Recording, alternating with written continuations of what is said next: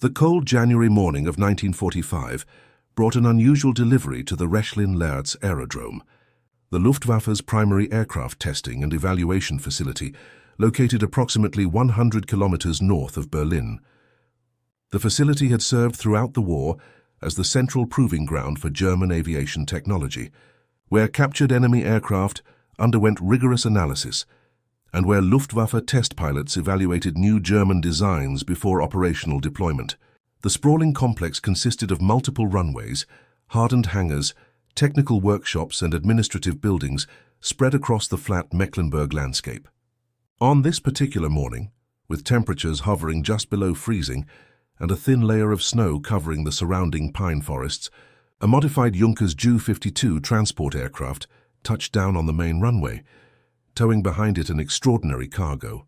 Secured to a specialized ground transport trailer, an American P-51D Mustang fighter sat gleaming in the weak winter sunlight, its bare metal finish reflecting light like polished silver. The aircraft had been captured nearly intact 3 days earlier when its pilot, experiencing mechanical difficulties after a long-range escort mission deep into Germany, had made an emergency landing in a frozen field near Leipzig. Wehrmacht ground forces had secured the aircraft before its pilot could destroy it, and after a brief evaluation at a forward airfield, the decision had been made to transport the Mustang to Rechlin for comprehensive testing. The fighter now sat on the taxiway apron outside Hangar 7, surrounded by a small group of Luftwaffe personnel whose expressions mixed curiosity with something darker, the recognition that this sleek American machine represented a threat they had come to know all too well in recent months. Hauptmann Karl Meinrad stood among the gathering officers and technicians, his experienced eyes taking in every detail of the captured fighter. At 34 years old, Meinrad was one of Rechlin's most experienced test pilots, with over 2,000 hours of flight time across dozens of different aircraft types. His career had spanned the entire war, beginning with pre-war evaluations of early Messerschmitt designs, continuing through combat operations in the Battle of Britain, where he had flown Bf-109s, and eventually transitioning to his current role as a test pilot, evaluating captured Allied aircraft and new German prototypes. His face bore the weathered look of a pilot who had spent years in cramped cockpits at high altitude, and his Iron Cross, earned during his combat tour, was pinned to his service jacket beneath his flight suit. He had personally tested captured Spitfires, Thunderbolts, and various Soviet aircraft, providing detailed reports that helped German fighter pilots understand their adversaries' capabilities and limitations. The P-51 Mustang, however, was something he had not yet flown, though he had encountered them often enough in the skies over Germany. These American fighters had become increasingly common in the past 6 months, ranging deep into Reich territory, escorting bomber formations that once flew without fighter protection. They had decimated Luftwaffe fighter units, shooting down experienced pilots and making daylight operations increasingly suicidal for German interceptors. Meinrad had lost friends to Mustangs, had watched them tear through formations with devastating effectiveness, and had heard countless debriefings from pilots who survived encounters with these silver predators. Now one sat before him, silent and grounded, ready to reveal its secrets. The technical team began their preliminary inspection immediately, with Oberstleutnant Werner Holz, Rechlin's chief aviation engineer, directing operations. Holz had spent 30 years in aircraft design and evaluation, beginning his career with the legendary Fokker Company in the 1920s before moving to government service. His experience encompassed virtually every aspect of aviation engineering, and his technical assessments carried considerable weight within Luftwaffe command structures. He circled the Mustang slowly, noting details in a leather-bound notebook, while several junior engineers began documenting the aircraft photographically and taking measurements. The P-51D measured just over 9.5 meters in length with a wingspan of approximately 11 meters, dimensions comparable to German fighters like the Bf-109 or P-90. Its construction featured all-metal stressed skin design, as expected for modern fighters, but the quality of the fit and finish immediately impressed the German engineers. Panel gaps were minimal and consistent. Riveting showed uniform quality throughout, and the overall workmanship suggested highly standardized manufacturing processes. The aircraft's most distinctive feature was its laminar flow wing design. A smooth, streamlined profile with the thickest section positioned further aft than on conventional wings. This design reduced drag significantly, contributing to the Mustang's exceptional range and high-speed performance. German engineers had experimented with similar concepts, but had never achieved successful implementation in operational aircraft due to manufacturing challenges in maintaining the precise surface smoothness required for laminar flow. The American aircraft demonstrated that these challenges could be overcome with appropriate production techniques and quality control. The Mustang's engine, a Packard-built Rolls-Royce Merlin V1657, drew particular attention from the technical team. This liquid-cooled 12-cylinder engine represented British design excellence manufactured under license in America, combining sophisticated engineering with the mass production capabilities of American industry. The engine's two-stage, two-speed supercharger enabled exceptional high-altitude performance, maintaining power output at altitudes where German fighters often struggled. The installation was remarkably clean, with carefully designed cooling systems and efficient air intake arrangements that minimized drag while ensuring adequate engine cooling even during high-power operations. Holtz examined the engine cowling's design, noting how the streamlined shape contributed to the overall aerodynamic efficiency while providing access panels that would facilitate maintenance. Everything about the installation spoke to careful engineering optimization and attention to detail. As the morning progressed and the technical inspection continued, Meinrad studied the Mustang from a pilot's perspective rather than an engineer's viewpoint. He examined the cockpit layout visible through the fighter's teardrop canopy, noting the bubble design that provided exceptional visibility in all directions, a stark contrast to German fighters where rearward visibility was often compromised by fuselage structure and armor plating behind the pilot. The Americans had prioritized situational awareness, understanding that seeing the enemy first often determined combat outcomes. The cockpit appeared spacious and well-organized, with instruments arranged logically and controls positioned for easy reach. After several hours of external examination and technical documentation, Holtz approached Meinrad with a mixture of professional interest and grim acknowledgement. The preliminary inspection was complete, and the decision had been made. Meinrad would conduct the first German test flight of this captured P-51D Mustang, evaluating its performance characteristics, handling qualities and combat capabilities. The flight would provide crucial intelligence about an adversary that was increasingly dominating the skies over the Reich. The afternoon brought Meinrad to Hangar 7's briefing room, where technical staff had compiled available information about the P-51 Mustang specifications and operational characteristics. Intelligence reports from various sources lay spread across a conference table, captured pilot accounts, observations from ground forces, analysis of previous encounters, and technical data gleaned from earlier examinations of damaged Mustang components recovered from crash sites. Oberstleutnant Holtz led the briefing, providing Meinrad with what knowledge they possessed about the aircraft he would soon fly. The P-51D represented the latest production variant of the Mustang, incorporating lessons learned from earlier models and featuring significant improvements over previous versions. Its armament consisted of 6 Browning M250 caliber machine guns, 3 in each wing, with approximately 400 rounds per gun, a formidable weapons package delivering devastating firepower. The ammunition capacity provided approximately 24 seconds of continuous firing, though combat doctrine typically called for short, controlled bursts to conserve ammunition and maintain accuracy. The gun's positioning in the wings provided a wider spread pattern than fuselage-mounted weapons, but the convergence point could be adjusted for optimal effectiveness at specific ranges. German fighters typically mounted either nose-mounted cannon firing through the propeller hub or wing-mounted weapons, each approach offering different tactical advantages and limitations. The Mustang's wing-mounted configuration eliminated the need for complex synchronization gear while providing excellent hitting power when properly aimed. Performance specifications detailed in intelligence reports suggested capabilities that exceeded most German fighters in several critical areas. Maximum speed was estimated at approximately 700 kilometers per hour at optimal altitude, though this figure varied with altitude and loading conditions.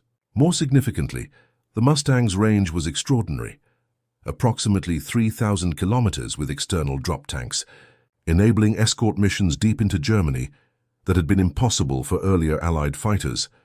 This extended range had transformed the strategic bombing campaign, allowing American bombers to strike targets throughout the Reich with fighter protection for the entire mission.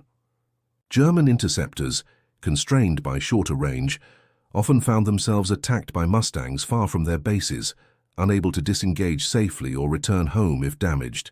The psychological impact of this range advantage was significant.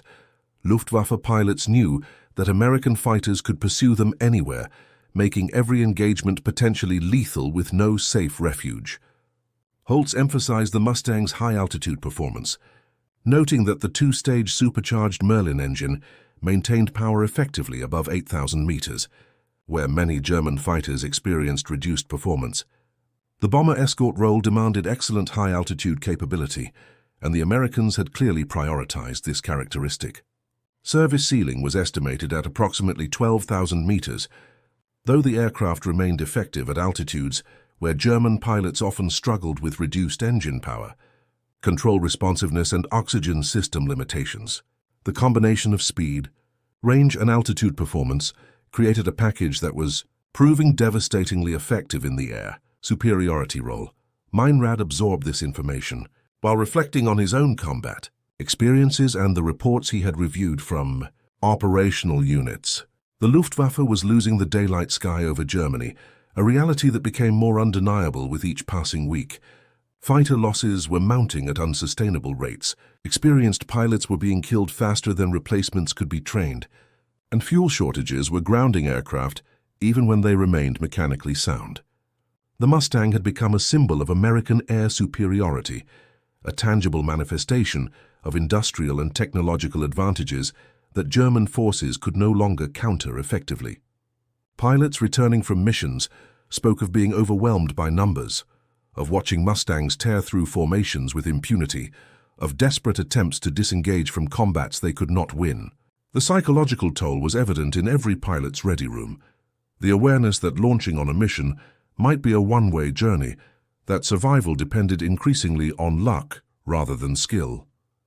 Meinrad had seen this deterioration firsthand during his time as an operational pilot, and it had continued accelerating in the months since his transition to test flying.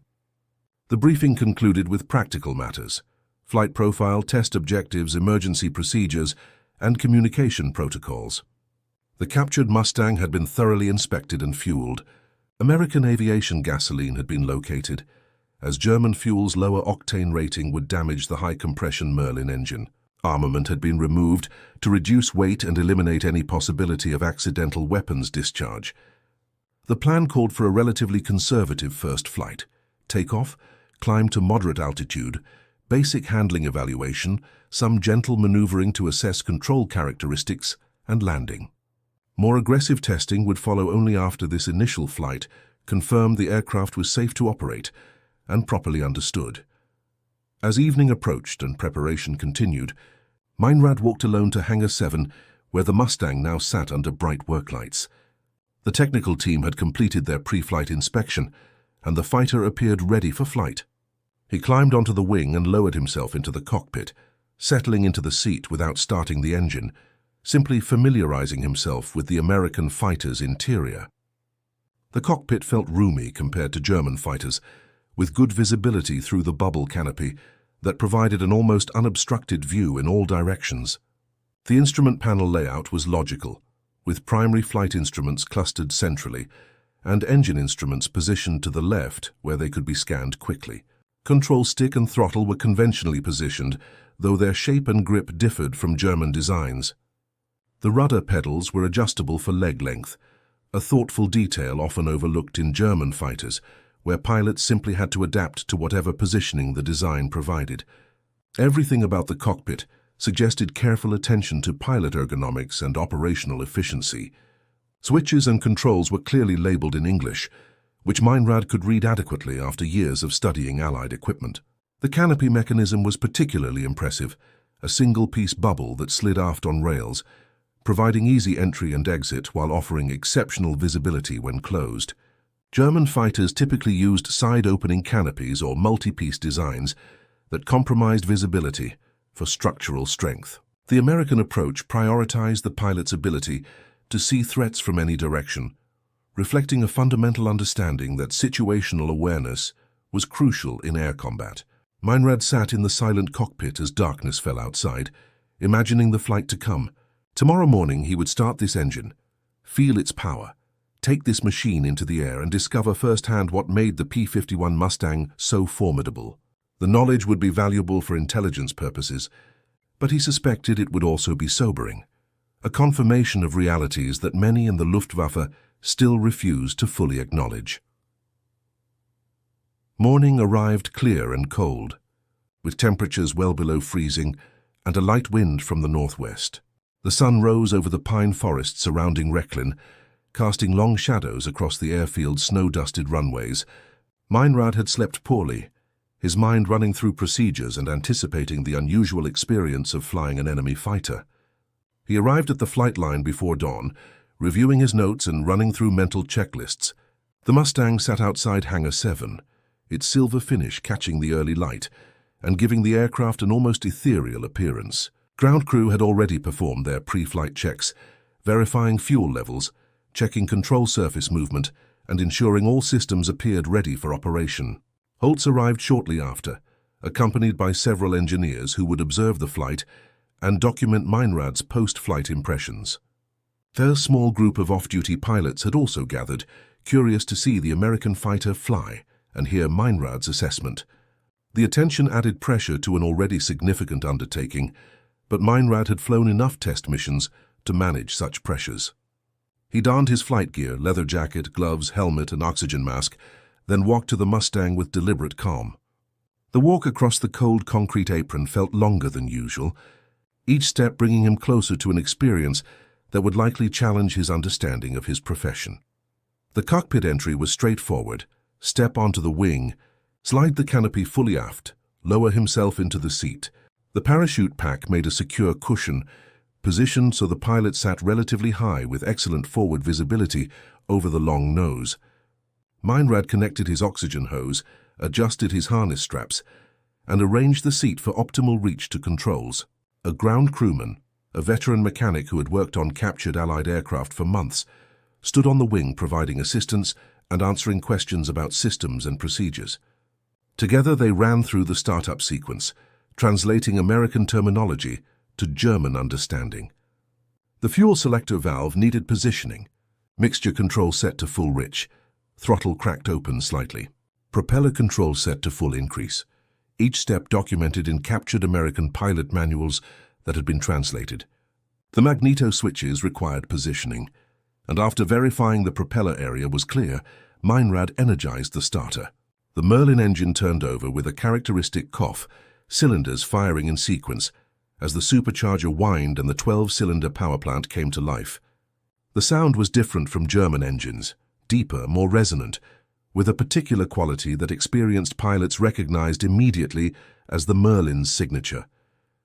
Vibration transmitted through the airframe was minimal, testament to careful engine balancing and mounting. Oil pressure rose into the green arc, coolant temperature began climbing gradually, and the engine settled into a smooth idle that spoke of mechanical health and precision manufacturing.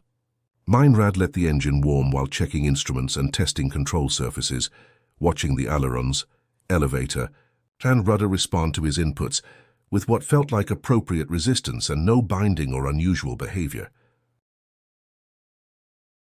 The warming period gave him time to absorb the experience of sitting in this American cockpit, surrounded by enemy equipment, but finding it surprisingly familiar in fundamental ways. All aircraft shared common principles. Wings generated lift, engines produced thrust, controls directed movement, instruments provided information. Yet the details differed, and those details reflected different design philosophies, different manufacturing approaches, different assumptions about pilot training and operational requirements. The Mustang felt refined, polished, finished in ways that suggested abundant resources and careful attention to quality. Nothing felt rough or improvised. Everything seemed to work smoothly, without the quirks or compromises that characterized many German late-war aircraft rushed into production with inadequate development time and increasingly scarce materials. Engine temperatures stabilized in normal ranges, and after approximately 10 minutes of warm-up, Meinrad was ready for taxi and takeoff. He advanced the throttle slightly, released the brakes, and felt the Mustang begin rolling forward. The tailwheel steering was responsive, and visibility over the nose during taxi was adequate, despite the tail-down attitude. He followed the taxiway to the active runway, running through final checks as he approached. Flaps set to takeoff position, trim adjusted for neutral, mixture rich, propeller set to full increase, magnetos checked by cycling through positions and verifying proper drop in RPM, controls checked for full and free movement. Everything appeared normal. He aligned the Mustang with the runway centerline, locked the tail wheel for takeoff stability, and pushed the throttle forward smoothly while holding the brakes until the Merlin reached full power. The acceleration was immediate and powerful. The Merlin's roar filled the cockpit as over 1,400 horsepower drove the fighter forward with compelling urgency. The tail lifted quickly as airspeed increased, improving forward visibility and transitioning the Mustang into a level attitude. Acceleration continued building, the airspeed indicator needle sweeping upward through 70, 80, 90 knots. At approximately 110 knots, Meinrad eased back on the stick, and the P-51 lifted into the air with surprising grace. The transition from ground to flight was smooth and natural, with no tendency toward wing drop or unusual behavior. He retracted the landing gear, hearing the mechanism operate and feeling slight buffeting as the gear doors closed. The flaps came up next, and the Mustang accelerated rapidly in the climb, airspeed increasing even as altitude built. The rate of climb was exceptional. The aircraft was ascending at over 1,000 meters per minute with ease, the powerful engine and efficient aerodynamics combining to deliver performance that exceeded anything Meinrad had experienced in German fighters. He leveled at 3,000 meters to begin basic handling evaluation, reducing power to a cruise setting and trimming the aircraft for level flight. The Mustang required only slight trim adjustment to maintain altitude hands-off, suggesting well-balanced design and careful rigging. Visibility from the bubble canopy was extraordinary. Meinrad could see in virtually every direction with minimal obstruction. Behind him, below him, above him, to both sides, the view was panoramic in ways that made German fighters seem claustrophobic by comparison. This visibility advantage alone was tactically significant, allowing pilots to spot threats earlier and maintain awareness of their surroundings during the chaos of combat. At cruise power, the Mustang flew with a smoothness that seemed almost effortless. The controls were well harmonized, requiring reasonable force for inputs but responding crisply without excessive heaviness or unnatural lightness. Aileron response was particularly impressive, quick and positive, allowing rapid rolls without excessive force. Meinrad experimented with gentle banks and turns, feeling how the fighter responded to his inputs. The aircraft felt stable yet responsive, predictable but capable, refined in ways that suggested extensive development and testing. There was no tendency toward snap rolls or departure from controlled flight, no quirks or vices that would surprise a pilot during aggressive maneuvering. Everything felt sorted, mature, ready for combat operations by pilots with varying skill levels. The engine ran smoothly at cruise power, coolant and oil temperatures remaining well within normal ranges, despite the cold ambient conditions. Fuel consumption appeared reasonable, and with the internal fuel capacity plus provisions for external drop tanks, the range estimates in intelligence reports seemed entirely credible.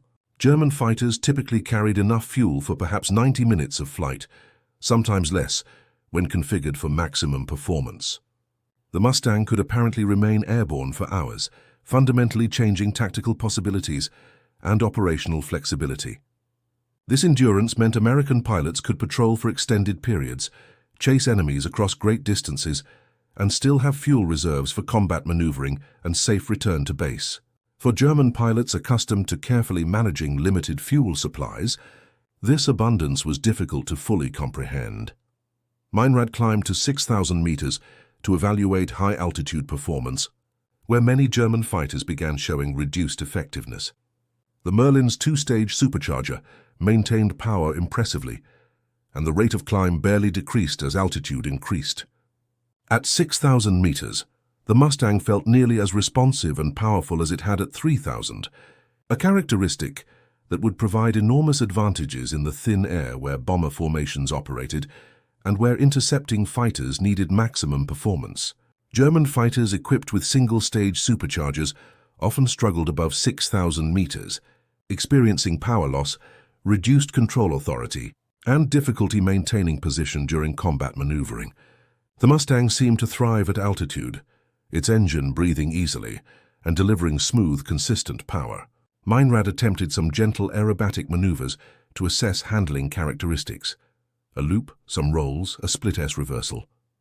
The aircraft responded beautifully to each maneuver, tracking smoothly through loops, rolling crisply around the longitudinal axis and recovering predictably from inverted flight.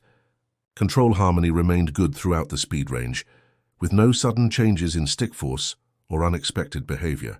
The structural integrity felt solid, with no worrisome creaking or flexing detectable through the airframe. Everything suggested a robust, well-designed fighter, capable of withstanding the stresses of combat maneuvering and high-speed flight. Maximum speed at altitude was limited during this first flight by conservative power settings, and Meinrad's caution about overstressing an unfamiliar aircraft. But even at reduced power, the Mustang was clearly fast. Faster than most German fighters he had flown, and certainly faster than heavily laden interceptors carrying heavy weapons and armor modifications. The flight continued for approximately 45 minutes, during which Meinrad explored the Mustang's characteristics across different speeds, altitudes, and configurations. He descended to lower altitude to evaluate handling near the ground and prepare for landing. The approach and landing would be critical. Many captured aircraft had been damaged or destroyed during landing attempts, as pilots unfamiliar with their characteristics misjudged speeds. Handling or runway requirements.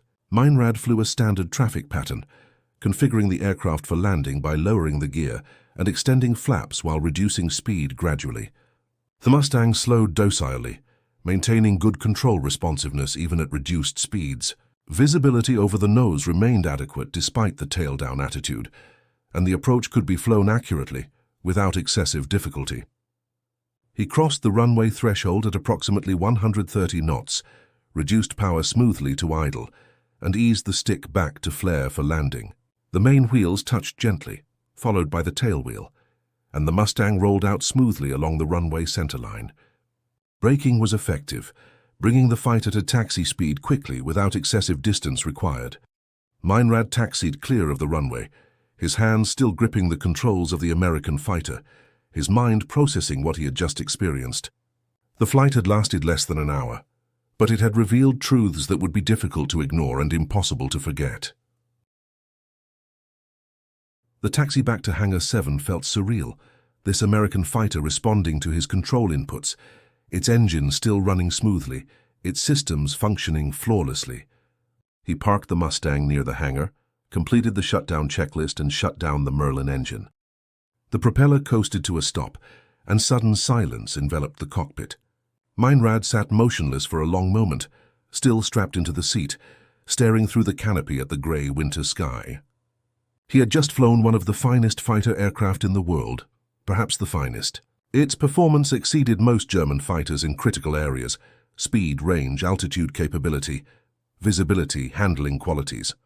More disturbingly, it felt like a mature, refined weapon system rather than an experimental prototype or rushed wartime design. This was a production aircraft, being manufactured in quantities that intelligence suggested might number in the thousands. The Americans were building these exceptional fighters at rates Germany could not match with any aircraft type, and they were doing so while simultaneously producing bombers, transports, and countless other military equipment. The industrial disparity was staggering. Meinrad opened the canopy and climbed out of the cockpit, his legs slightly unsteady after the intense concentration of flying an unfamiliar aircraft. Holtz and the other engineers approached immediately, eager for his impressions. Their faces showed anticipation mixed with concern.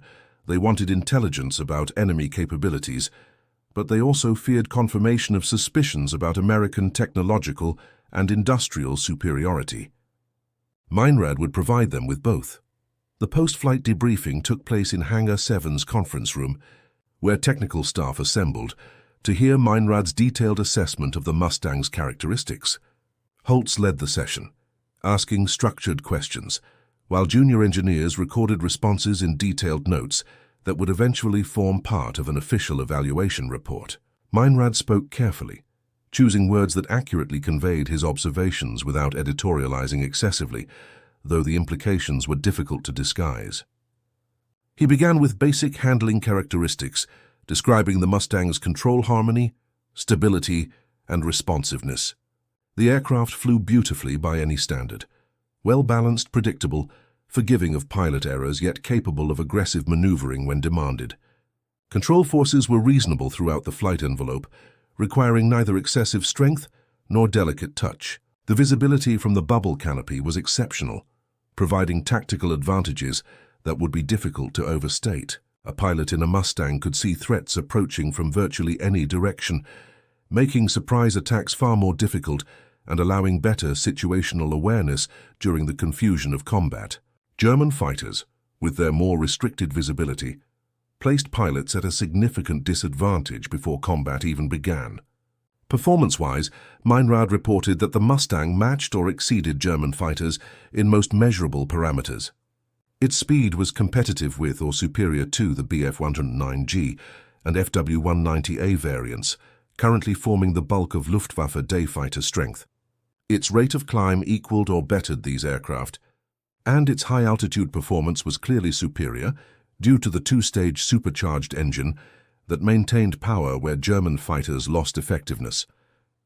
The range was in a completely different category, 3 to 4 times that of typical German fighters, fundamentally changing operational possibilities and tactical flexibility. The discussion turned to combat implications, and here Meinrad's assessment became more somber. The Mustang's combination of speed, climb rate, altitude performance, and visibility created a package that was extremely difficult to counter. In combat, the aircraft could choose when to engage and when to disengage, could pursue German fighters across great distances, could maintain position above bomber formations while still having performance reserves for combat, and could operate far from base without fuel concerns constraining tactical decisions. German interceptor pilots, constrained by shorter range and often inferior high-altitude performance, found themselves at cumulative disadvantages that individual skill could not overcome. The psychological impact was significant. Luftwaffe pilots increasingly operated with the knowledge that they were flying inferior equipment against numerically superior forces, a combination that eroded morale and reduced combat effectiveness even before battle was joined. Holtz asked about specific technical details: engine smoothness and reliability, systems operation, maintenance accessibility, manufacturing quality. Meinrad responded that everything appeared well-engineered and properly executed. The engine ran smoothly without unusual vibration or temperature issues. All systems functioned as designed without failures or questionable behavior. The manufacturing quality evident in every aspect of the aircraft suggested highly standardized production processes and rigorous quality control. There were no rough edges, no improvised fixes, no signs of corner cutting or resource shortages. The Mustang felt like a product of abundant resources and careful development, refined through extensive testing and manufactured with precision. This stood in stark contrast to many late-war German aircraft, which increasingly showed evidence of material shortages, simplified construction methods, and rushed development programs that left aircraft entering service with unresolved problems. One of the younger engineers asked the question everyone was thinking but hesitant to voice: could Germany produce an equivalent fighter? The room fell silent as Holtz considered his response.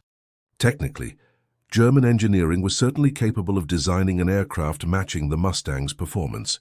The Reich possessed brilliant aeronautical engineers, experienced designers, and sophisticated understanding of advanced aviation technology.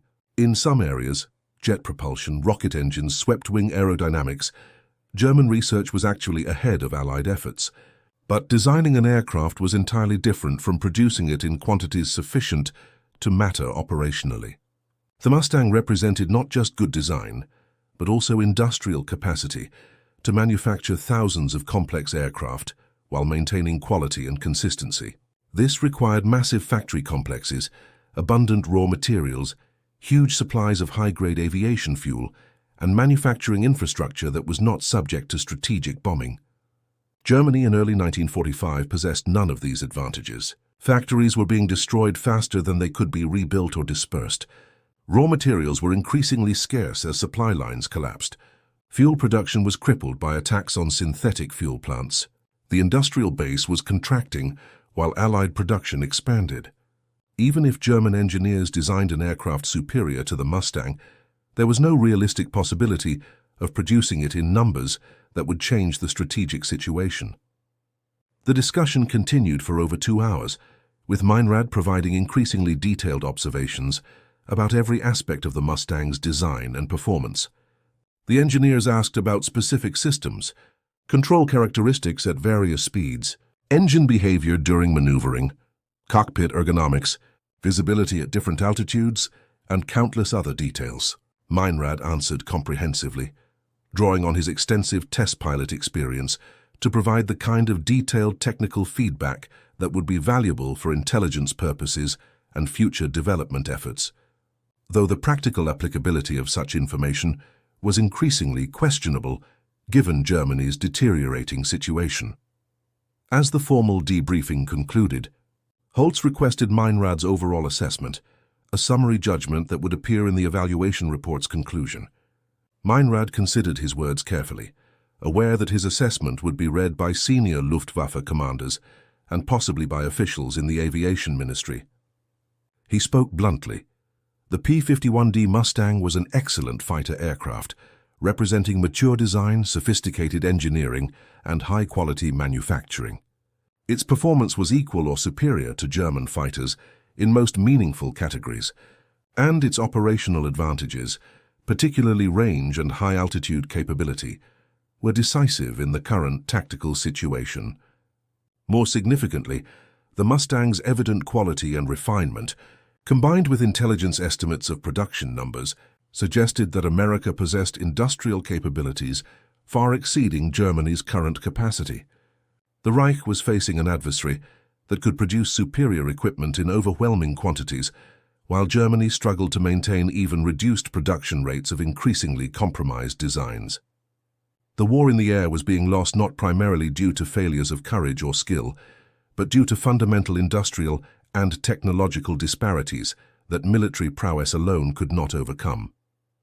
His words hung in the cold conference room air like a death sentence. No one spoke for a long moment.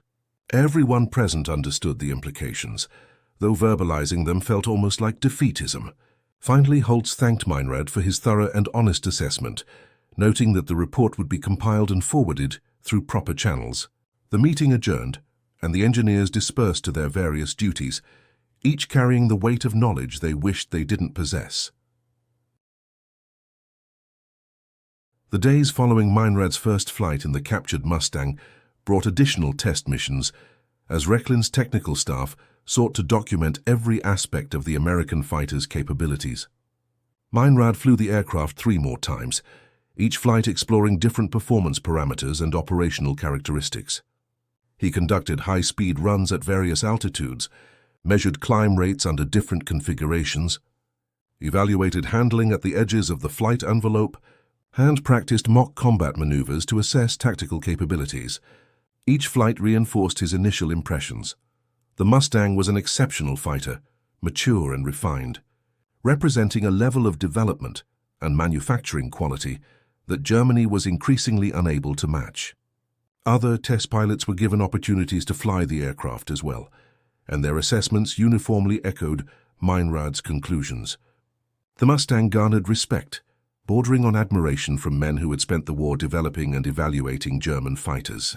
Between flights, Meinrad spent time in Rechlin's technical library, reviewing intelligence reports about Allied aviation production and industrial capacity. The numbers were staggering and depressing in equal measure. American aircraft production had apparently reached rates exceeding 100,000 aircraft per year across all types.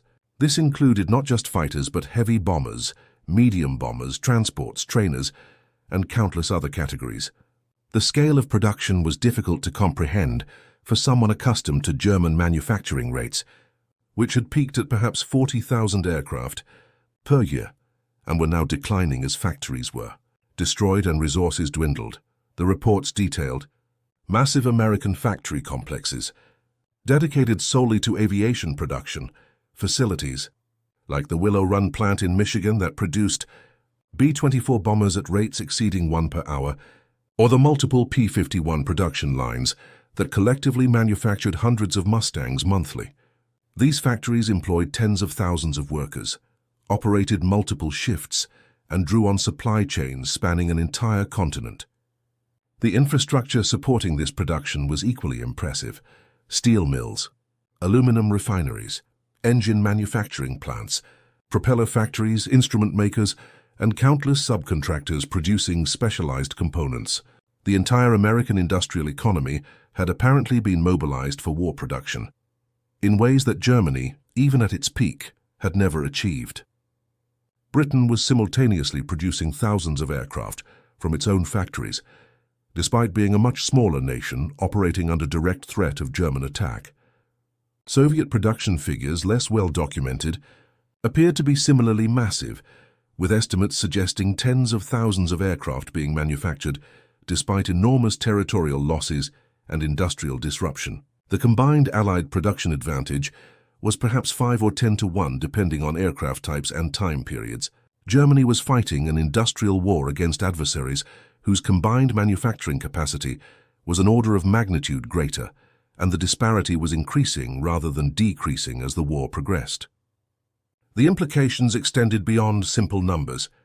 Allied pilots, when shot down or forced to bail out, could be replaced. Their lost aircraft could be replaced. Damaged aircraft could be repaired using abundant spare parts. Pilot training programs operated with adequate fuel supplies and sufficient aircraft for instruction. Combat units received regular equipment updates, incorporating lessons learned and technological improvements. Operational losses, however severe, could be sustained and absorbed without crippling force structure. Germany possessed none of these advantages.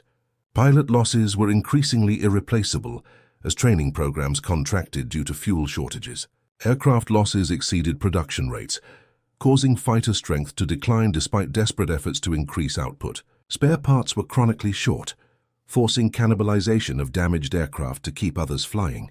Technological improvements, however promising, often could not be implemented quickly enough to matter operationally. Meinrad spent an evening in Recklin's officer's mess, drinking ersatz coffee and discussing the situation with other test pilots and technical personnel. The conversations were remarkably frank, freed by the shared understanding that they were speaking among professionals whose honest assessments would not be misconstrued as defeatism. Everyone present had seen the evidence: the declining performance of German aviation, the increasing dominance of Allied air forces, the industrial disparities that made strategic victory increasingly impossible, regardless of tactical successes. The question was no longer whether Germany could win the air war, but rather how long resistance could continue and at what cost. Some argued that new technologies, jet fighters like the Me-262, advanced piston engine designs, improved weapons systems, might yet alter the balance.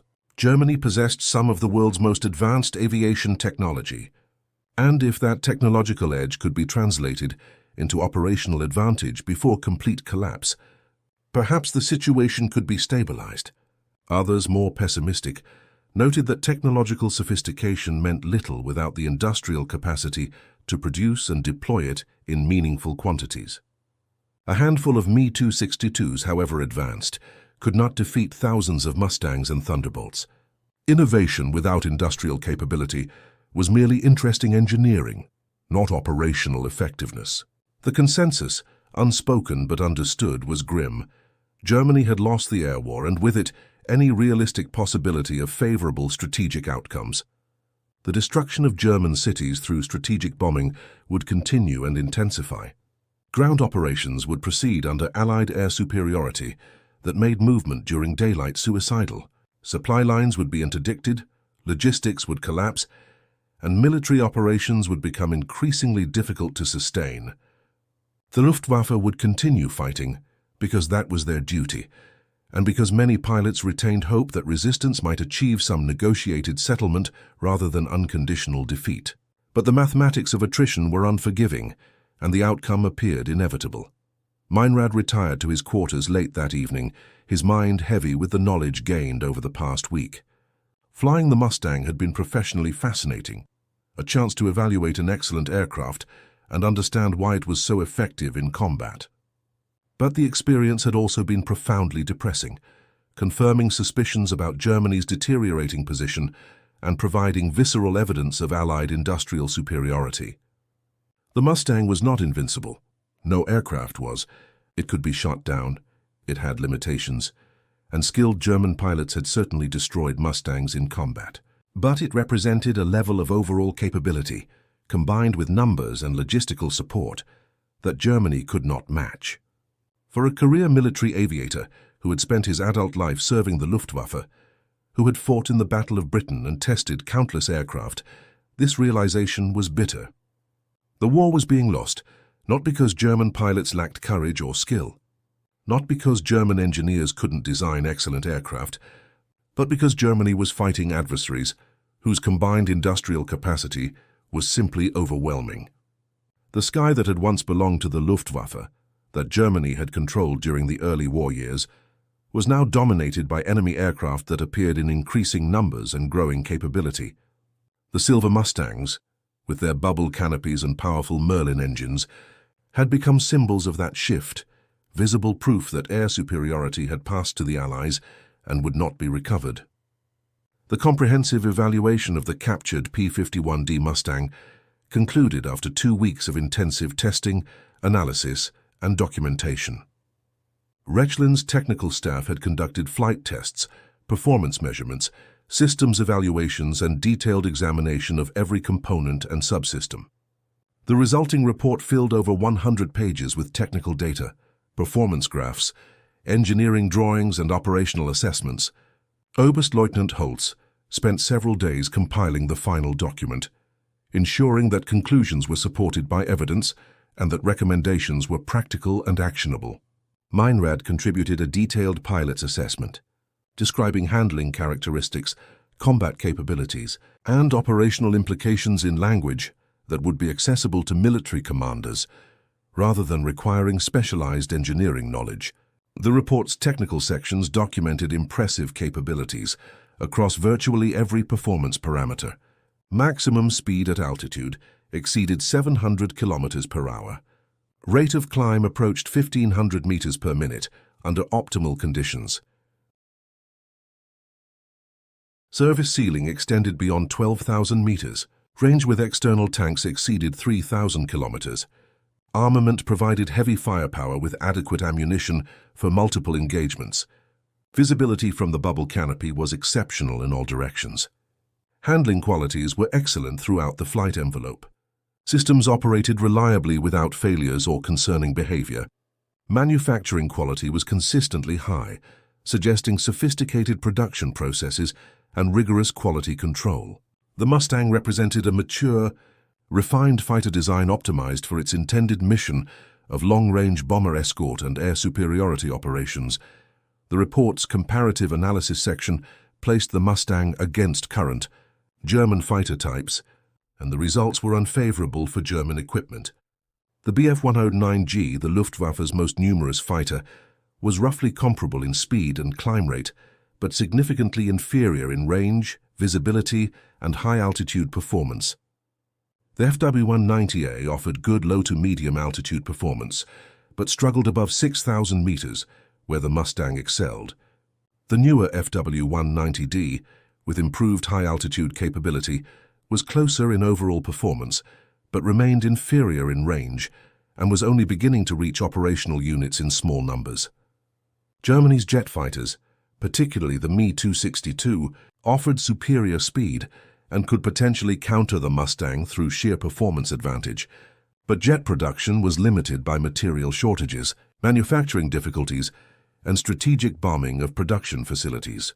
The Me-262 would not be available in numbers sufficient to alter the strategic situation, and its high fuel consumption, short engine life, and operational complexity created limitations that reduced its practical effectiveness. Even Germany's most advanced fighters, when available in realistic quantities, would face numerical odds that made strategic success impossible. The report's most significant section addressed industrial and strategic implications. Here, Holtz's writing became more direct and less cautious. The Mustang's evident quality, combined with intelligence estimates of production rates, demonstrated that America possessed industrial capabilities far exceeding Germany's current or prospective capacity. The United States was apparently producing fighters at monthly rates exceeding Germany's total monthly aircraft production across all types. This disparity, combined with British and Soviet production, meant the Allies could sustain losses that would be catastrophic for Germany while continuing to increase overall force strength. The war of attrition in the air was being decisively won by the side with greater industrial capacity, and that capacity gap was widening rather than closing as the war continued. The report concluded with recommendations that were realistic about Germany's limited options. Tactically, Luftwaffe fighter units should avoid engagement with Mustangs when possible, focusing on bomber destruction rather than fighter combat. Operationally, German fighters should exploit any remaining advantages: familiarity with local terrain, shorter supply lines, ability to choose when to engage, while minimizing exposure to enemy fighter superiority. Strategically, Germany needed to either achieve some negotiated settlement that would halt the bombing campaign or accept that the air war would continue with increasing intensity until either complete industrial collapse or ground operations rendered the situation moot. The report acknowledged that none of these recommendations would alter fundamental strategic realities. They merely offered ways to potentially extend resistance or reduce losses during Germany's inevitable decline. Holtz submitted the report through channels, knowing it would be read by senior Luftwaffe commanders, aviation ministry officials, and possibly by higher military or political leadership. The document's conclusions were uncomfortable and would likely be unwelcome, but they were honest and supported by extensive evidence.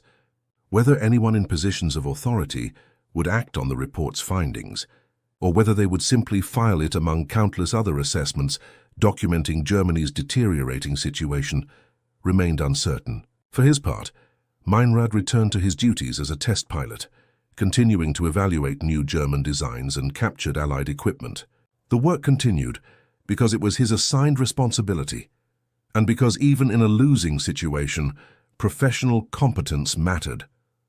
But the knowledge gained from flying the Mustang remained with him, the visceral understanding of what Germany was fighting against, the recognition of industrial disparities that skill and courage could not overcome, the awareness that the sky was no longer theirs and would not be recovered. The captured Mustang remained at Rechlin for several more weeks, occasionally flown by other pilots and used for various technical demonstrations. Eventually, it was damaged during a test flight when a pilot misjudged a landing approach, and the aircraft was deemed not worth repairing given resource shortages and the limited intelligence value of continued testing. The fighter was scrapped, its components cannibalized for material that could be repurposed for German equipment. But the lessons learned from studying this American fighter remained documented in Rechlin's archives, testament to an honest assessment of capabilities and a realistic understanding of strategic realities. In the cold winter of early 1945, with Allied armies advancing from west and east, with German cities burning under constant bombardment, with fuel shortages grounding aircraft and training reduced to minimal levels, these lessons were perhaps too late to matter operationally. The war would be decided by armies on the ground and by industrial capacity exhaustion, not by test pilot reports documenting enemy fighter capabilities. But for those who flew the Mustang, who examined its systems and measured its performance, who understood what it represented about Allied industrial power and technological sophistication, the experience provided a clarity that was both professionally valuable and personally sobering. The sky that had once been Germany's, contested and fought over through years of bitter combat, had passed to new masters flying silver fighters with bubble canopies and powerful engines, backed by industrial capacity that could not be matched or overcome.